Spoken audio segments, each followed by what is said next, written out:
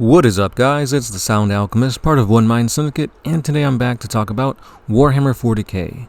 Throughout the history of 40K, we have some awesome, amazing fights that the Primarchs take in, be it the big one, which is Horus versus the Emperor, or maybe even something newer, such as Leman versus Mortarion. These fights are always epic, and they never leave us disappointed. One such fight was a fight that never should have happened, and a fight that started off as just like a brawl and ended up becoming a little bit more serious, and that is none other than the Wolf versus the Lion, Leman Russ versus Lionel Johnson, that took place in the novel The Great Wolf. This happened because the two legions were working side by side to take down an empire, and the Wolf King was about to take out the leader of this empire, but Lionel Johnson came in and took his kill. This led to the two Primarchs coming into blows and giving us a silly yet epic battle between the two. So of course we have the newest lore for Lionel Johnson when he comes back into the fray and fights none other than that of Demon Prince Angron, and it is a battle to be said across the ages. Tanks were being thrown, it spanned a bunch of different locations, and it was just pretty badass. So let's see what happens between the Lion and the Wolf in this 40K reading. So without further ado, let's dive right in. They faced one another, circling warily. Russ's anger was palpable, spilling out of him like heat from a fire, his breath coming in throaty hisses. The Lion was more colder, more remote, but now equally furious, his dignity dented in front of his warriors. This was not the formal dueling he excelled at. This was a brawl, kicked off by a barbarian, a hothead, no better than the dogs he kept. "You do not have to play to this reputation, brother," the Lion said. "You can drop the pretense anytime you choose." "My warriors fight on below," spat Russ. "If you had aided them, I would have called you friend for it." "Then go to them yourself," said the Lion. "Do not blame me for doing what you would not." Russ swept back into contact, this time swinging his chainsword across at his brother. The Lion met the strike two-handed, driving the blow back with his longsword in a blaze of sparks. For a moment, they tried their strength, pressing the two blades hard, the metal screaming against metal. Kraken Maw's churning teeth ground against the immaculate edge of the Lion sword, neither finding the advantage. At the sight of true fighting breaking out, Blackblood's warriors roared encouragement, slamming their blades and generating a wall of noise in support of their liege. The Dark Angels initially made no move, but finally responded, seeing what was unfurling before them.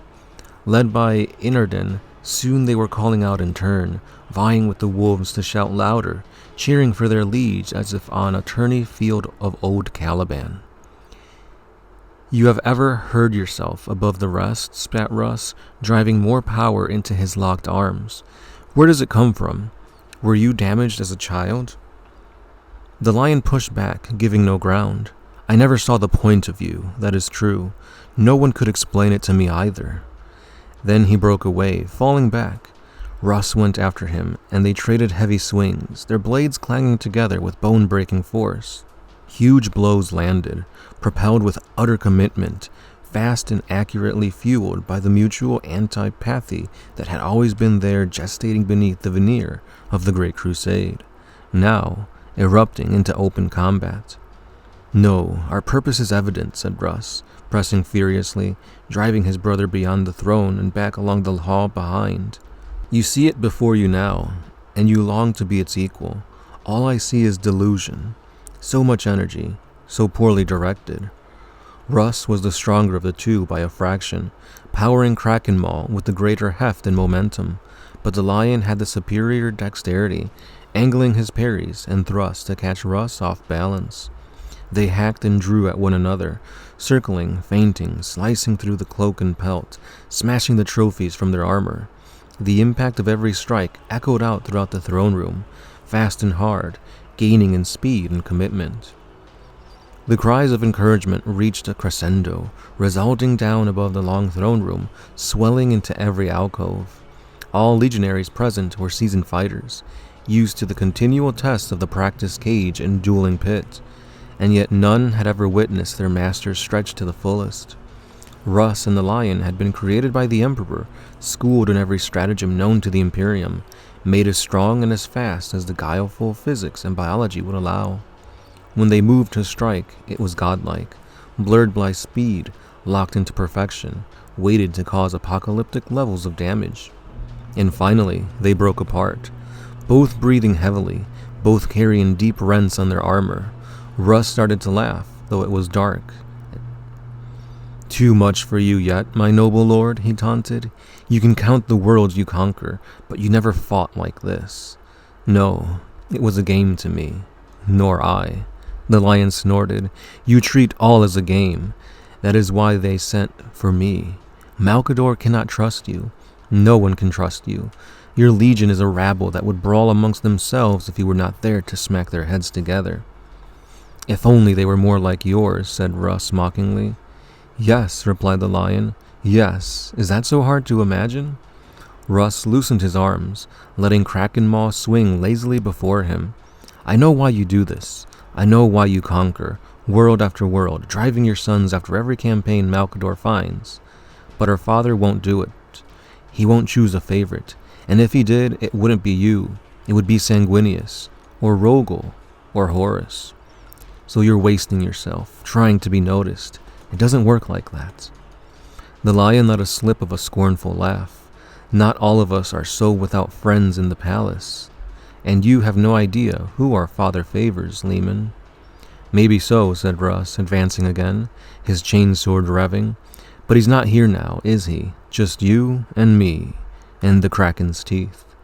"An ugly blade," said the Lion, glancing at it warily, much like its master.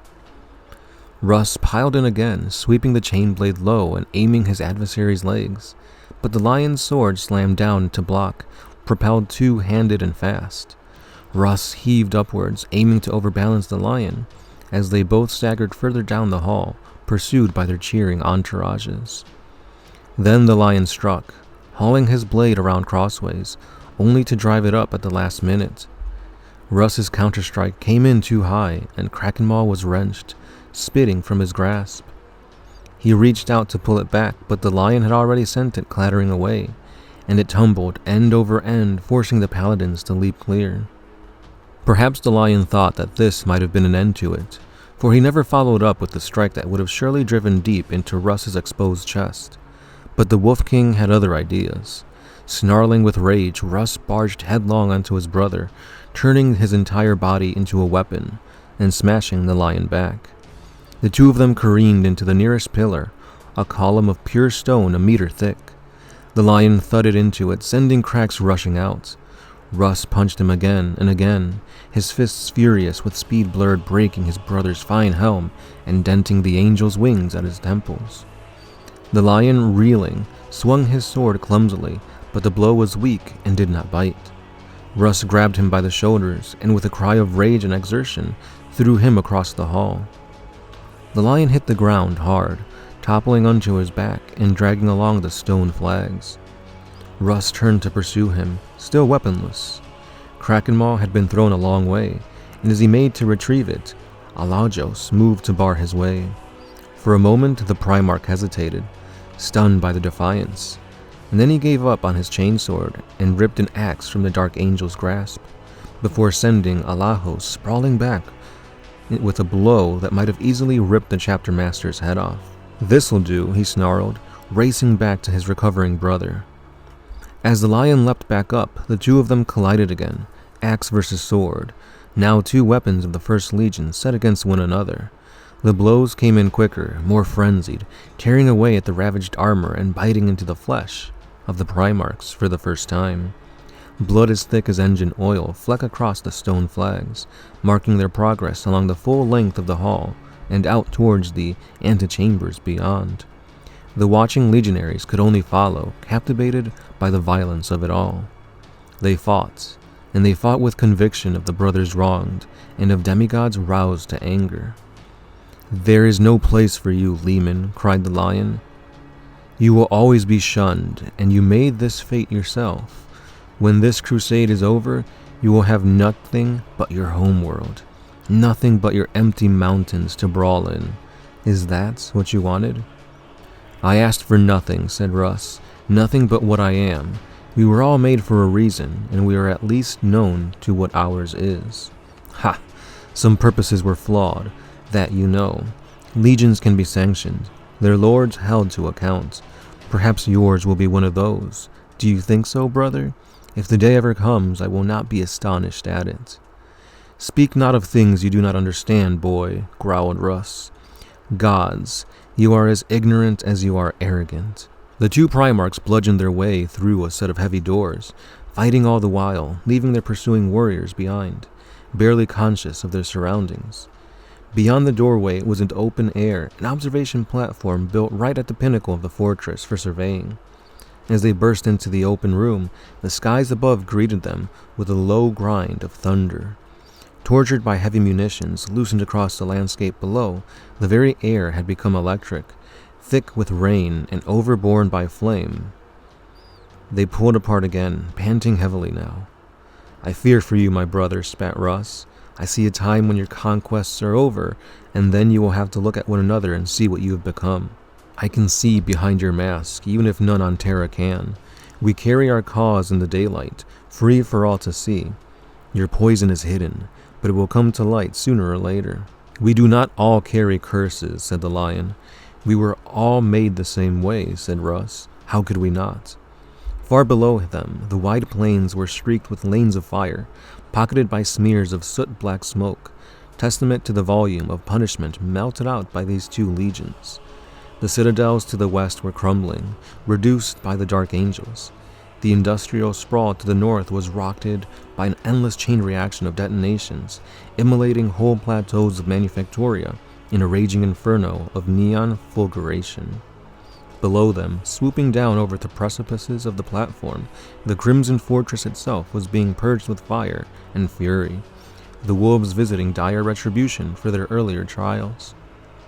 The wind shrieked all around them, snagged by tendrils of flame. Lightning lanced down along the southern horizon, ushering in the deluge that nature seemed to summon to cool the furnace ignited across DUEL. "We are the first of the Imperium," snarled the lion, whirling into action once again, powering across the platform's width and slamming his blade into the axe's block. "We have nothing to hide." And so they fought again, on and on, neither relenting, neither holding back. The lion's skin ran with mingled sweat and blood under his armor, his arms growing heavier with every sweep of his blade. But Russ was suffering too, limping from a deep cut to his right leg, the engine of his fury gutting, even as his superhuman body felt the pain of cumulative damage. The blows became wider, more vicious, flying in with abandon. Their energy reserves bled away, but hyperadrenaline kicked in, flooding their secondary hearts, staining every muscle and wrenching just a little more power, a little more effort. Russ swung a heavy punch, missing the lion's helm by a finger, breath and driving deep into the wall beyond. The masonry shattered, the block imploding under the pile driver impact. The lion went to seize his enemy, to swing him around into the wall. The two of them locked close now, crashed into the rockcrete, sending whole sections sliding over the edge. Thunder cracked again overhead, and rain came at last. The two Primarchs battled on, demolishing more of the parafleet and hurling debris out over the drop. Heedless of the danger, they were now utterly consumed, fighting like creatures possessed, driven no longer by any half-remembered grievances, but by the purity of the need to prevail, the warrior instinct in its most complete and prideful form. They drove at one another blindly, grappling on the edge, their weapons locked together. The lion tried to pull back, tried to force his opponent down into the floor. He gripped with the blanket wolf pelt, seizing it and ripping it clear from his brother's back. The rune totems scattered, cut from their twine, and bounced over the stonework. Russ shrugged off the attempted hold, crouched down, spread his arms, and pushed forward, catching the lion in the midriff and propelling them both out across the broken lip. The two teetered on the edge for a heartbeat, still lashing out at one another. Sword and axe dashed again, steel grinding against steel.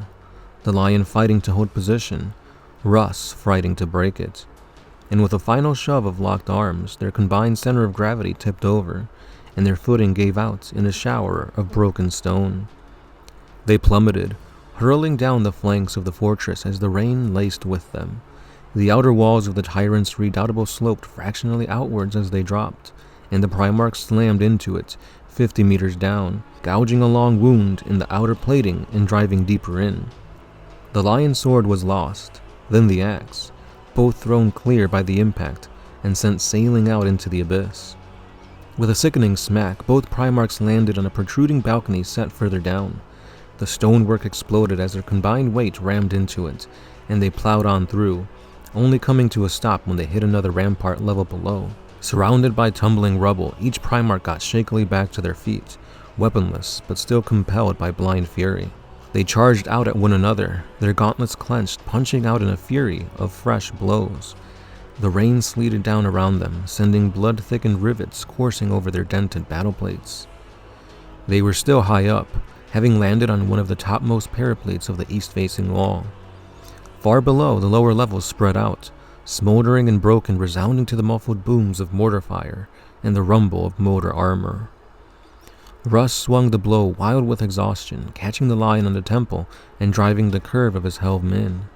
The lion staggered, pulling back to evade the follow-up, before launching a bludgeoning strike of his own. They closed in, again, tearing at one another, slipping in the rain and the filth that swirled around them. Every impact was still incredible, propelled by the servos in their armor and enhanced by muscles and anger. Russ finally gained purchase and struck out, sending a crack smacking down the length of this lion's already damaged helm. That seemed to trigger some fresh surge of rage, and he hurled Russ aside, flinging him across the length of the parafleet. Russ snarled and powered back close, swatting away the lion's punch and reaching out to smash his fist into the fissure he had opened. He only missed by a fist's width, and overbalanced, crashing to the floor, rolling over to his back. As he did so, the sky above them erupted into a thunderous light, the clouds bursting from within as lightning leapt down from the heavens. For a moment, all Russ saw was the opportunity. The last impact had nearly taken his brother's helm clean off. He could leap to his feet, shove him back, and press the advantage. Every part of his body was hot with agony. Bones had been fractured, many of them. His armor was mined, his blade lost. The lion looked no better. His cloak hung about him in a greasy tatter, and his shoulders were slumped. Russ heard the laughter begin as if from far away, and it took a while to realize it was he himself that was making it. His chest started to shake, and the myth rose up in his gorge, burgeoning fast as the absurdity of the situation became truly apparent. They had commenced a duel as warrior kings, superb and terrible, but it was ending as a gutter of brawlers, their finery smashed and their fury exhausted. "Why do you laugh?" slurred the lion, staggering towards him, his fist still balled, wincing through his laughter as the pain speared across his ribs. "Hell's teeth, brother," he spat, blood speckling his vox grill. "What are we doing here?" The lion swayed, standing over him, drowned in the heavy rain, lightning cracking down. "You yield?" asked the lion. Do I what?" "Do you yield?" By then it was impossible to stop. The mirth became a torrent, as mighty as the cascades that now poured down from the fortress's flanks. He tried to speak, to blurt out something that would end the whole ludicrous episode, but nothing came. The lion thought that this was still some kind of honor duel. They had pummeled one another to the edge of consciousness, demolished half of the tyrant's palace in their fury, and still the Lord of Angels was demanding satisfaction. This was madness. Russ roared his laughter out, throwing his head back against the streaming walls. He forgot it all. The hunt, the crusade, the sickness in his legion's soul, the politics of the fraternity of Primarchs, the destiny of the species. And it rocked in uncontrollable glee. He never saw the blow that finally ended it all. He never tensed for it, never put up a warding arm, and never even watched for the lion limping across to him, pulling his bloodied fist back and launching the punch that would crack open his skull and knock him as cold as the tombs of Caliban. And there you have it, guys. This was the epic battle, or brawl should I say, between two Primarchs that ended up as the win for none other than the Lion, Lionel Johnson. But was it really? He did kind of sucker punch him at the end, and the two Primarchs were just kind of going back and forth, neither one winning, both taking blows that would kill any other combatant. And this just kind of shows you, when it's two Primarchs fighting against one another, like, the battles are legendary. You know, going back and forth, fighting across a whole freaking castle, and then you could see bones were broken, blood was pouring from both of them. They took shots to the head, skulls were cracked, ribs were broken, legs, muscles sliced off. Well, not sliced off, but like torn asunder. Like, this was kind of like child's play to them. And we could kind of see and infer from this excerpt just how much of an expert combatant the Lion is. He's able to parry, he's able to go blow to blow to the Emperor's executioner. The wolves and Leman Russ were sent out to take out none other than the Lost Legions, either the 2nd or the 11th, and they also were sent out to take out none other than the Thousand Sons and Magnus the Red. So clearly we see that Leman Russ is capable of going toe-to-toe with any Primarch and probably coming out on top. The only reason he was taken out here is because he didn't see it coming. He thought the battle was coming to an end, and he was laughing at the absurdity of it all. And in that moment of, I guess, weakness, not weakness, but he put his defenses down, and he never saw the blow coming that basically knocked him unconscious. And yeah, so it was pretty interesting, pretty funny to see how the Legion was just kind of like cheering and watching in the background. It was a very fun but still serious fight. But yeah, with that being said, guys, what do you think would have happened if the two warriors were literally trying to go at each other for the kill? Do you think Leman Russ would be able to come out on top? Or is the Lion just a better warrior, a better swordsman, to be able to set aside the blows of an animalistic rage such as Leman Russ? I, for one, think that Russ would put up a huge difficulty for the Lion, but I think the Lion would come out on top, because clearly we see an older, weaker Lion fighting against a stronger, demonically enhanced Angron. And yes, he did struggle. Yes, he almost did die, but he did come out on top. So I think it'd be a battle of the ages, but the Lion would probably be the victor here. But yeah, so that's all I got to say, guys. Let me know your thoughts down below. Do you want to see a round 2 come about sometime in the future? And if so, please let me know, who do you think the victor would be? Would it be a Wolfen enhanced Leman Russ, or the aged Lion? Yeah, be sure to like us, comment, subscribe, head on over to the Patreon page, or hit us up with a super thanks if you want to give us more reasons to give you guys more 40k videos and support the channel. And as always, it's been the Sound Alchemist, part of One Mind Syndicate, and I'll catch you guys in the next one. Peace.